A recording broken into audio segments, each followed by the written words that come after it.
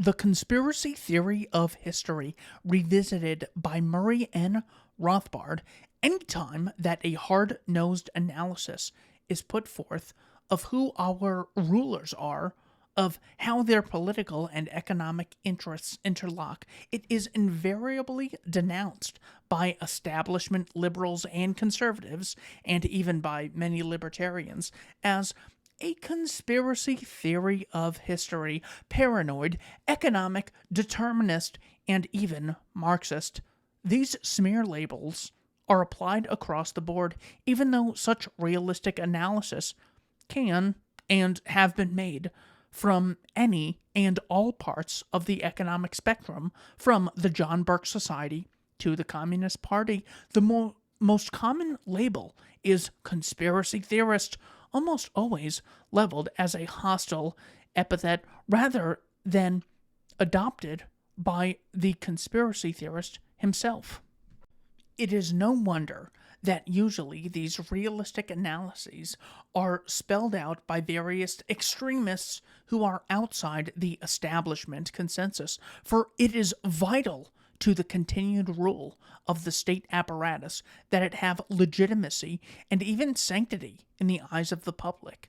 And it is vital to that sanctity that our politicians and bureaucrats be deemed to be disembodied spirits solely devoted to the public good. Once let the cat out of the bag that these spirits are all too often grounded in the solid earth of advancing a set of economic interests through use of the state, and the basic mystique of government begins to collapse. Let us take an easy example. Suppose we find that Congress has passed a law raising the steel tariff or imposing import quotas on steel. Surely only a moron will fail to realize that the tariff or quota was passed at the behest of lobbyists from the domestic steel industry anxious to keep out efficient foreign competitors. No one would level a charge of conspiracy theorist against such a conclusion. But what the conspiracy theorist is doing is simply to extend his analysis to more complex measures of government, say to public works projects, the establishment of the ICC, the creation of the Federal Reserve System, or the entry of the United States into war. In each of these cases, the conspiracy theorist asks himself the question, cui bono, who benefits from this measure? If he finds that measure A benefits X and Y, his next step is to investigate the hypothesis, did X and Y in fact lobby or exert pressure for the passage of measure A? In short, did X and Y realize that they would benefit and act accordingly?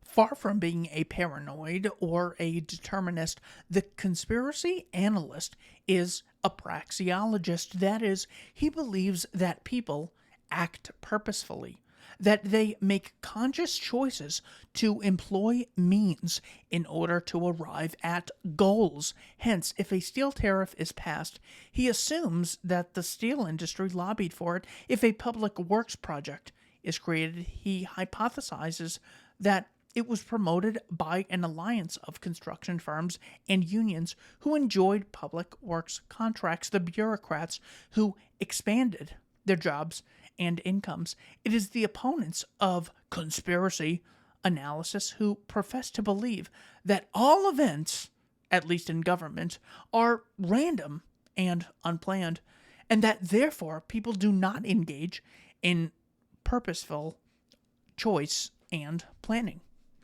There are, of course, good conspiracy analysts and bad conspiracy analysts, just as there are good and bad historians or practitioners of any discipline. The bad conspiracy analyst tends to make two kinds of mistakes, which indeed leave him open to the establishment charges of paranoia. First, he stops with the cui bono. If measure A benefits X and Y, he simply concludes that, therefore, X and Y were responsible, he fails to realize that this is just a hypothesis and must be verified by finding out whether or not X and Y really did so.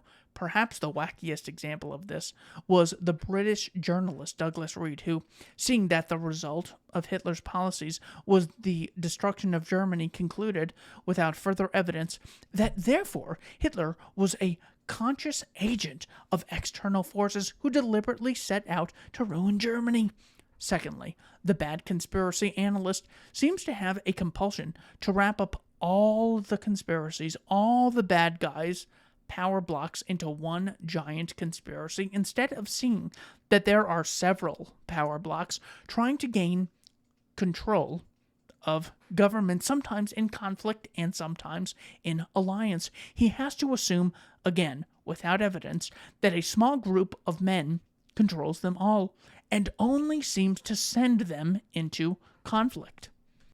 These reflections are prompted by the almost blatant fact, so blatant as to be remarked by the major news weeklies, that virtually the entire top leadership of the new Carter administration, from Carter and Mondale on down, are members of the small, semi-secret Trilateral Commission founded by David Rockefeller in 1973 to propose policies for the United States, Western Europe, and Japan, and or members of the board of the Rockefeller Foundation. The rest are tied in with Atlanta corporate interests, and especially the Coca-Cola Company, Georgia's major corporation. Well, how do we look at this? Do we say that David Rockefeller's prodigious efforts on behalf of certain statist public policies are merely a reflection of unfocused altruism, or is their pursuit of economic interest involved?